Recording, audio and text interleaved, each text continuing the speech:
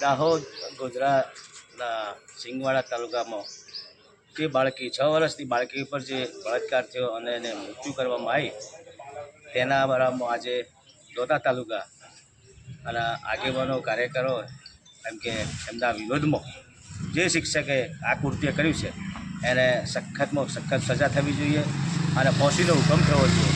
એ માટે અમે એમ કે તત્પર એના સાથે છીએ। लड़ेंगे जीतेंगे।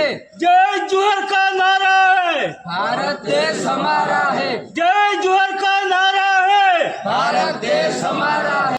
દાહોદ જિલ્લાના તોરણી ગામની અંદર એક પ્રાથમિક શાળાની અંદર શિક્ષકે જે આચાર્યએ 100 વર્ષની માસૂમ બાળકી સાથે જે બલાત્કારનો કેસ કર્યો છે તેને ફાસ્ટ ટ્રેક કોર્ટની અંદર કેસ ચાલે, ઝડપીમાં ઝડપી એને ફાંસીની સજા થાય એવી અમારી દોતા તાલુકાની સર્વે આગેવાનીની અને સમાજના સરપંચોની તમામ લોકોની એવી અમારી આશા રાખું છું।